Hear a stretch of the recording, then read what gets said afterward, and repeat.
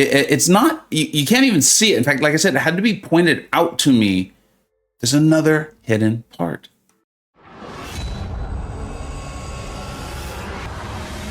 Hey, welcome back to the channel. All right, I've recently done a video that did feature Juggernaut, and after doing that video, I was asked about the Juggernaut Relic. In particular, you often also asked me a lot of questions about relics, because I will be outspoken. I'll say I really do enjoy them. I think they're great. I think they're interesting. And I often talk about they provide marginal advantages. Some of the other ones provide massive.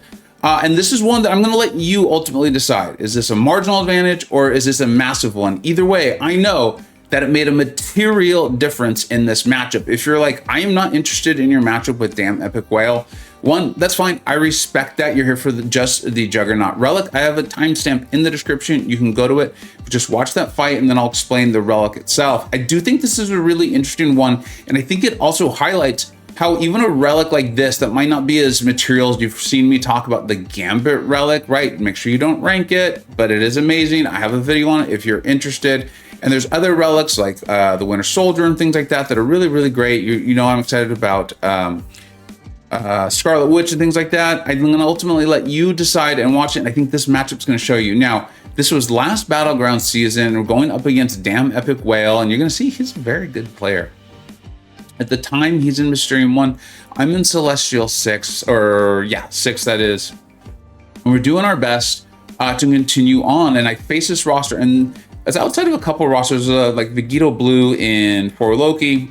This is the first roster I really faced that I had that feeling that so many of you have expressed of like, what am I supposed to do? What am I supposed to do? So I banned Silk like I always do. You know, she's an auto ban for me. So many of my defenders are these big mystic defenders, right? I really believe in ranking them up. They help me win Sasquatch and MCoC there. And you're gonna see, so we're going in here. I've got my Juggernaut. Now it's taken me quite a while to get a lot better at Juggernaut, right? Landing those intercepts, playing into his unblockable. And some of you, wasn't hard. And I know a lot of people said he's overpowered and he's a little too easy to play for the results you can get. But it did take me a while. It was just different than I was used to playing the game. And I wasn't getting the results everyone else was. Now they were still very, very good, but I would come out of fights with like 90% health, 85% health, what have you. And with the way the scoring changes have been, sure, I was blitzing down my opponent, but outside of matchups like Atuma where you're expecting that to happen, I was still coming out with just not quite as much health as I really felt like I needed. And then a commenter is the one who put it out. I read the comments, I enjoy doing that, and they put out and they're like, hey, I think you have your Juggernaut Relic set up wrong, or essentially you could be getting superior results if you set it up differently. Now, as I said, I like relics. I took my Juggernaut Relic to the max rank. I think it's rank 4 as a 5-star. It happens to be SIG 140 because when we've had those selectors on the deals and things like that, I've selected the Juggernaut Relic and I swapped my runes into the healing portion. Now you're about to see what a big difference this can make. I wanted to make sure I was recording because I was pumped up for this match. Good player, runs a fun channel and things like that. So I was pretty excited about that. And he plays his MCoC, and I knew at least for this meta, the way things were going, I didn't feel like I had a great option. I also had no use, if I remember correctly, for my Nimrod. So I was just gonna place my Nimrod on defense. In a sense, this was almost like a throw for me. We talk about that in Battlegrounds, in the Battlegrounds rankings, right? Where sometimes you gotta sacrifice. You gotta sacrifice a good champion, right? Nimrod was good in this meta because he could get rid of all of those prowess buffs. And you can see, I think Whale is kind of thinking that through, right? I think he knows there's something up, right? And you're thinking through, should I save my Nimrod for maybe a tougher fight later? Or is that just my best option? I'm gonna go with it. And I'm thinking it through here too, because I was tempted to use my Titania. I recall this, even though this was quite a while ago. I've been meaning to get this video out, but just so many other things have happened, right? We had the Battleground Brawl, I was away for the wedding, the whole thing. If you've been watching the channel, you know. So here we are, we're going in for this. And I normally really love Scorpion for this match, particularly like on that, was it like node 48 or 58 or whatever it was in War, the upper left-hand corner mini boss, because you could just keep up the SB1 as long as you have the taunt up. It doesn't matter if if MCoC goes unblockable, and Scorpion's got such great block and armor and all that, right? So it really didn't matter. But the power is getting pretty big here. You can see the amount of damage we're going to go in, but that's fine. I'm going to end up throwing my SP2 here, which will allow land the, what is it? It's a Petrify, I believe. Yeah. And so you're going to see my health bar going up. And I remember at this point, I was like, this actually isn't going bad. You know, what I said was kind of an efficient throw. Maybe I could win this. And then I remember I make a pretty big mistake. And you know, I tend to watch my videos back before I do the voiceover. I'm going to make a pretty big mistake. There it was, right there. That's a little bit of the pressure, you know. I was fighting damn Epic Whale. I really wanted to win this one. As you know, I took this last season, that season 11, quite seriously. So I was pretty pumped up on that. And then this is another just big mistake. I don't know why I was doing that. And I should have thrown my special too. Again, I'm not sure what I was doing. I deserve to lose this one. It's funny when you watch your own fights back. It's one of the best ways to get better at the game, is to watch your own fights back, and you see yourself do things like this, that you can kind of think of, why did I do that?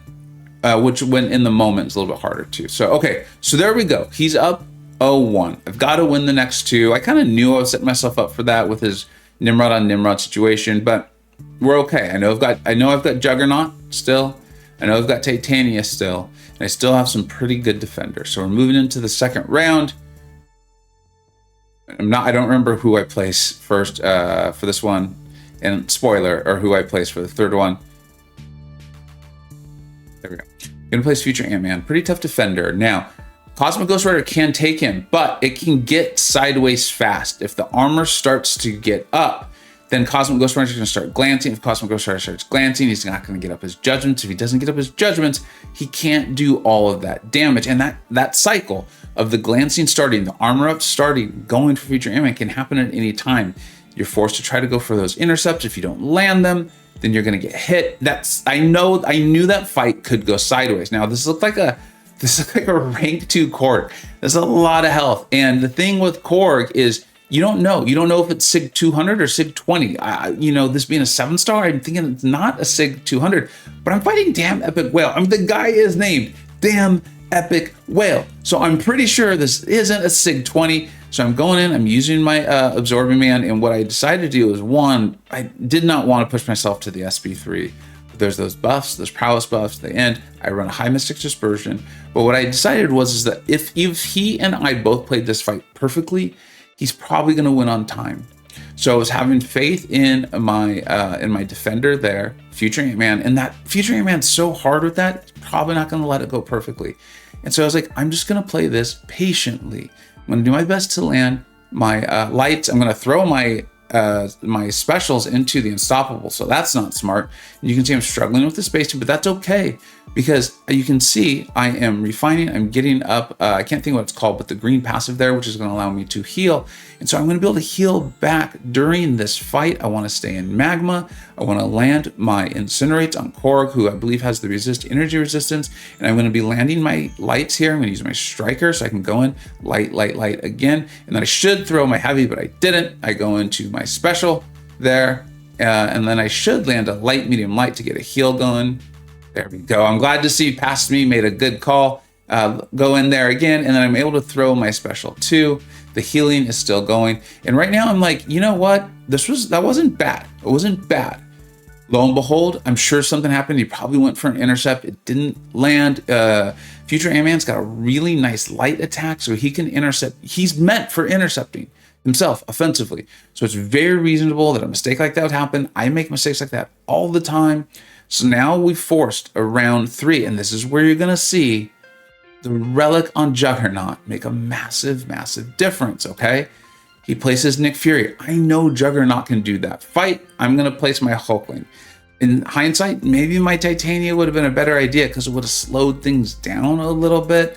But I went with Hulkling. I see that it looks like a rank 5 Spork. It looks like a rank 5 Future Ant-Man. I know that Sport can go fast. I know that Damn Epic Whale is a good player. I know he's probably going to go very, very fast. Now, I've got my Relic spec, and you see there, you can't see it because I have a high health bar. I'm going to slow this fight down later when it triggers again, but you can see that little heart in the green there going. Keep an eye on that. So we're going to get off our nice big SP2. I love Juggernaut, love Juggernaut. This is a Sig 200 rank 4. Okay, we'll talk more in other videos about taking to rank 5 and all that with him being a 7-star now. So I'm going to throw this one here. Nick's going to go into second life, and I'm going to slow this down. And you're going to see when I trigger a unstoppable, you're going to see me get a heal for, I think it's about 480 a tick. But we're doing a good job. Our health is being topped up. We're not losing as much health despite using the counterpunch. And then watch this right here. We get the unstoppable. We get the 474 a tick. It ticks, I think, for 3 or 4 seconds.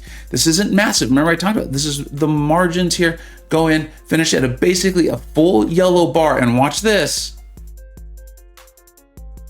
Win by less than 1,000 points. Would not have happened without that relic. You saw my health bar dip down various times, healed back up. Damn Epic Whale, salute to him, respect to him. Pretty sure he ended up in Celestial 5 or 6 that season. Good player, massive account. Kind of like I say with Yusafa, this is someone who knows how to drive their own yacht. Now let's go ahead and take a look exactly at the relic so you know how to spec yours.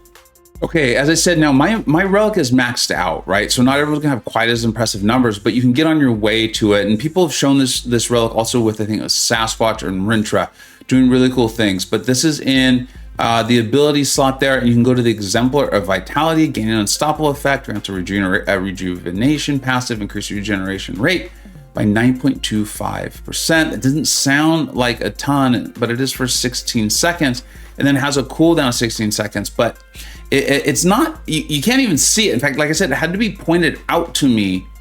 There's another hidden part. If you're able to actually scroll down, and some other relics are like this too, they have a special ability set for a tag, right? Those champion tags. Well, Juggernaut is tagged defensive tank, and there it is. You just had to scroll down. There was no other way to see it. There it is.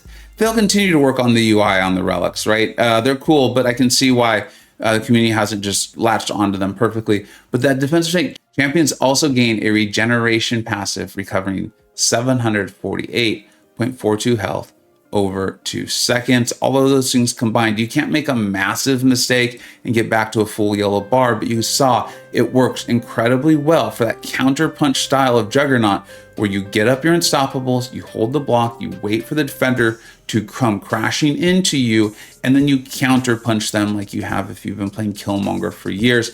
And you're gonna end up getting some heals back, where that chip damage that you've been taking over the course of the fight gonna balance out. And as you just saw in Celestial 6 type battles, it makes the difference and can give you that victory. Thank you so much for watching. I hope you found this helpful. You know I love relics, and when I find things like this I think are really helpful and we can get them out, I always will. Thank you so much for watching. Take care.